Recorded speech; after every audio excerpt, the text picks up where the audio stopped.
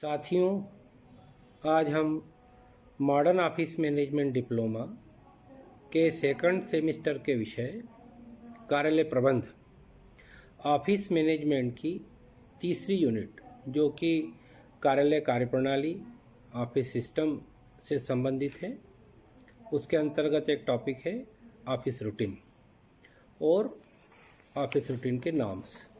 इस पे आज हम चर्चा करेंगे। ऑफिस रूटीन को हिंदी में कार्यालयीन परिपाटी या नित्यक कहा जाता है। इसे नित्य किए जाने वाले कार्य दैनंदिनी भी कहते हैं। कार्यालयों में सामान्य तौर पर प्रत्येक कार्यालयीन कार्य के लिए एक निश्चित परिपाटी होती है। कार्यालय के समस्त कार्यों को निष्पादन करने के लिए, पूरा करने के लिए उस परिपाटी का पालन करना होता है और उसके आधार पर उसको पूरा किया जाता है। अब ये परिपाटी है क्या? तो कार्यालय परिपाटी का आशय समझने के लिए हमको कार्यालय और परिपाटी, पहले दोनों का अलग अलग अर्थ समझना पड़ेगा। कार्यालय का आशय है किसी भी संस्थान में कार्यालय संस्थान की वह इकाई है जहाँ से संस्था का नियोजन, संगठन, निर्देशन, समन्वय एवं नियंत्रण किया जाता है।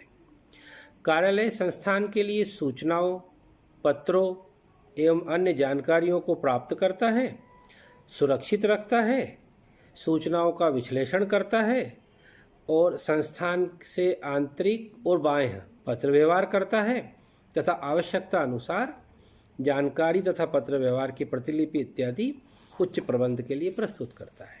ये कार्यालय का आशय हो गया। रूटीन का आशय, रूटीन अथवा परिपाटी से आशय किसी कार्य को करने की परंपरागत विधि से है।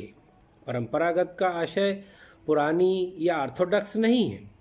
जिन विधियों का हम पालन करते आ रहे हैं कामों को करने के लिए, जो अनेक परीक्षण से गुजरी है और उसके बाद जिसको सही माना गया है, उस परिपाटी की अपन बात कर रहे हैं।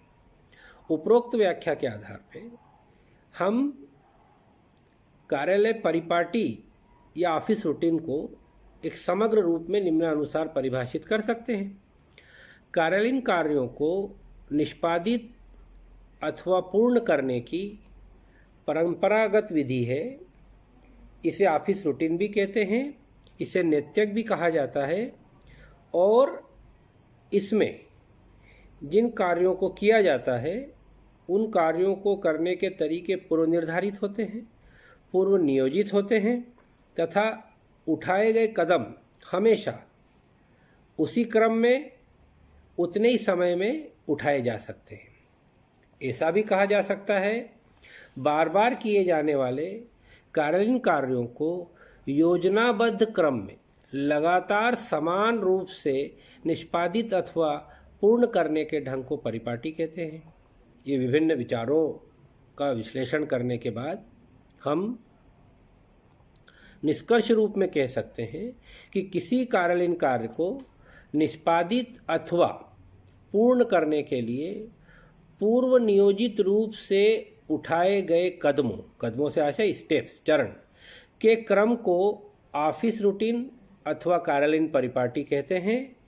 इस क्रम में प्रत्येक कदम प्रत्येक समय एक ही समान क्रम में और एक ही समान ढंग से उठाया जाता है। अब हम चर्चा करेंगे कार्यालयीन परिपाटियों को स्थापित करने के नियम, norms of setting office routine. तो सबसे पहला जो स्टेप है ऑफिस रूटीन को इस्टेब्लिश करने के लिए, स्थापित करने के लिए, उद्देश्य को परिभाषित करना, डिफाइन द पर्पस, कि इस रूटीन का पर्पस क्या है, ये दिमाग में स्पष्ट होना चाहिए। उसके बाद ही आगे की कार्रवाइयाँ होना चाहिए। तो उद्देश्य को परिभाषित करना, डिफाइन द पर्पस। समय की समानता, दूसरी खास बात है कि पूरे काम को जितनी क्रियाओं में विभाजित किया जाएगा उन क्रियाओं में लगने वाला समय लगभग समान समान होना चाहिए। ऐसा नहीं कि किसी एक क्रिया में बहुत ज़्यादा समय लगेगा, किसी एक क्रिया में कम समय लगेगा। अगर ऐसी कोई परिस्थिति आती है तो जिस क्रिया में ज़्यादा समय लग रहा है उसको और हम विभाजन कर सकते हैं और लगभग हमको समान समय सब पे देना चाहिए। न्यूनतम जांच, जब कार्यालयीन परिपाटी या ऑफिस रूटीन को इस्टेब्लिश करेंगे तो उसमें न्यूनतम जांच होना चाहिए। बार बार जांच करने की ज़रूरत न पड़े, क्योंकि सब कर्मचारियों को पता है कि हमारा काम क्या है। उस काम को वो अपने आप करते चले जाएंगे और हमको कुछ ऐसे चेकिंग पॉइंट ऑटोमेटिकली बनाना चाहिए कि जहाँ तक काम अगर हो जाता है तो हम समझ जाएंगे कि काम ठीक से हो रहा है, निश्चित समय में अगर होता है तो। विलंब का अंत सारी व्यवस्था का, सारी कार्यप्रणाली का, सारी रूटीन का, सारे कार्यविधि का और सारे प्रबंध का उद्देश्य तो यही है कि कार्यालयीन कार्यों में जो विलंब होता है वो न हो और जो समुचित समय, उचित समय है उसमें उस क्रिया का संपादन हो जाए। तो हमको परिपाटी बनाते समय इस बात का भी ध्यान रखना चाहिए कि इस प्रकार की गतिविधि न हो जिसमें कार्य में अनावश्यक विलंब हो। न्यूनतम कागजी कार्रवाई, पहले कार्यालयों में बहुत कागजी कार्रवाई होती थी। हर एक काम के लिए लिखित में परमिशन लेना, हर एक काम के लिए लिखित में परमिशन देना। इससे कितनी बार परमिशन देने वाले की अनुपस्थिति या परमिशन मांगने वाले की अनुपस्थिति की वजह से कार्य में डिले हो जाता था। तो बाद में धीरे धीरे व्यवस्था हुई कि हर एक को एक निश्चित अधिकार की सीमा बता दी गई कि इस सीमा तक काम करने के लिए आपको अपने उच्च अधिकारी से स्वीकृति नहीं लेना है। और उच्च अधिकारी भी इस बात के लिए तैयार रहता था कि भाई इस निश्चित सीमा के अंतर्गत अगर इन्होंने कोई काम किया है तो सामान्य तौर पे वो सही काम होगा, उसकी जांच करने की ज़रूरत नहीं है। इस विचार को दिमाग में रख करके न्यूनतम कागजी कार्रवाई होना चाहिए। नियंत्रण में सहायक, इस प्रकार की परिपाटी बने कि जो नियंत्रण में सहायता करे, कंट्रोल में सहायता करे।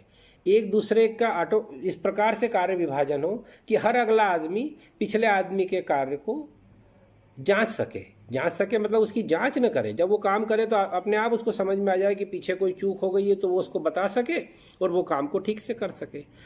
कार्य का दोहराव नहीं, नो डुप्लीकेटिंग ऑफ वर्क। इस प्रकार की कार्य प्रणाली हो, इस प्रकार की रूटीन हो, इस प्रकार की परिपाटी हो, इस प्रकार की कार्यविधि हो कि एक ही काम को दो लोग बार बार ना करें, न उसका रिकॉर्ड बार बार रखें और न ही उस काम को डबल से करें। अगला है न्यूनतम अपवाद, मिनिमम एक्सेप्शंस। मतलब जब हमें पता ही है कि क्या क्या काम होने वाला है, उन कामों को में क्या क्या परिस्थिति पैदा हो सकती है, उन सब का समाधान हम पहले से ही तैयार करके रखें और काम करने वाले व्यक्ति को बता करके रखें कि अगर ऐसा होता है तो ऐसा करना है और ऐसा नहीं होता है और ऐसा होता है तो ऐसा करना है। कि बार बार अगर मान लीजिए जो सामान्य अपन ने बताया कि ऐसा होने पर ऐसा करना है, अब मान लीजिए वैसा नहीं होता है तो वो फिर पूछने आएगा, तो उसको बता देना है। सारे विकल्प पहले से तय कर लेना है, विकल्पों पर विचार करना और विकल्पों का समाधान रखना ही प्रबंध का काम है।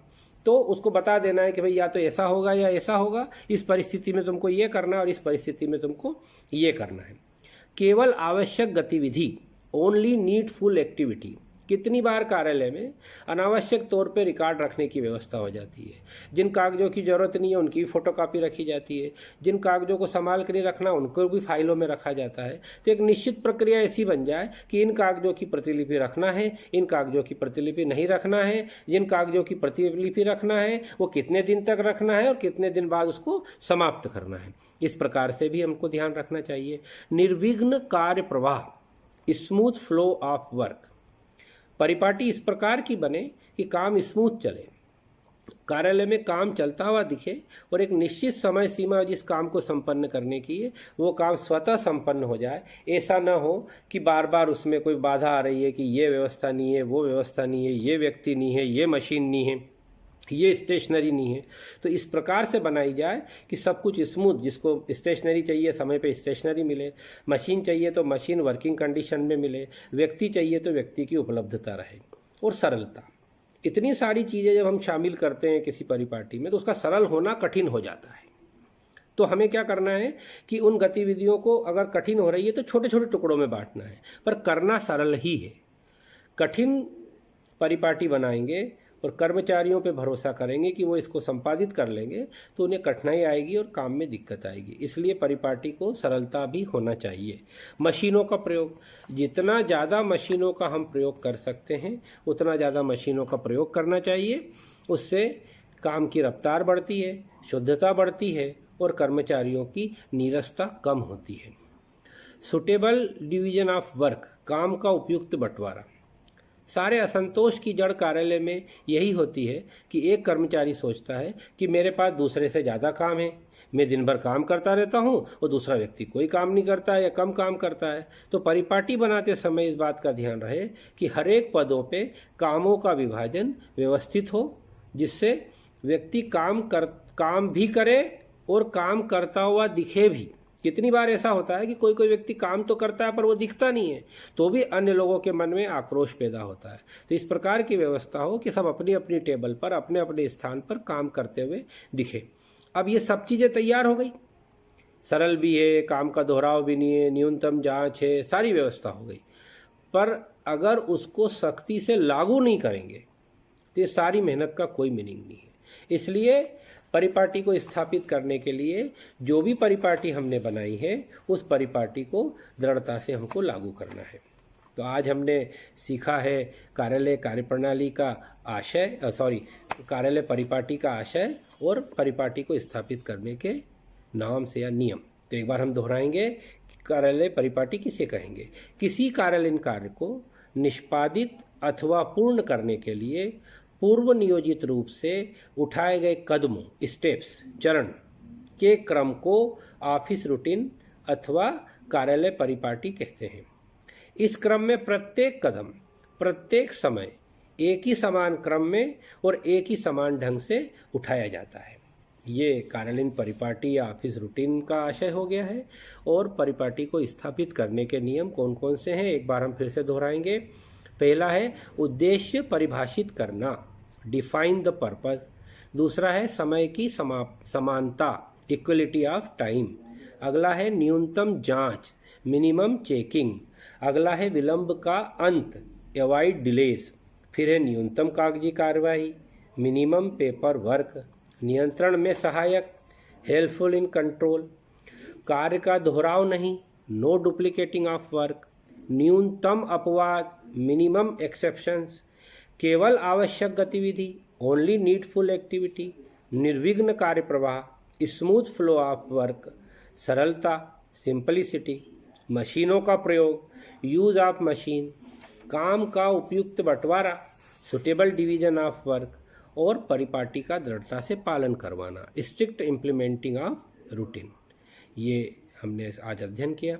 आशा है आपको समझ में आया होगा। धन्यवाद।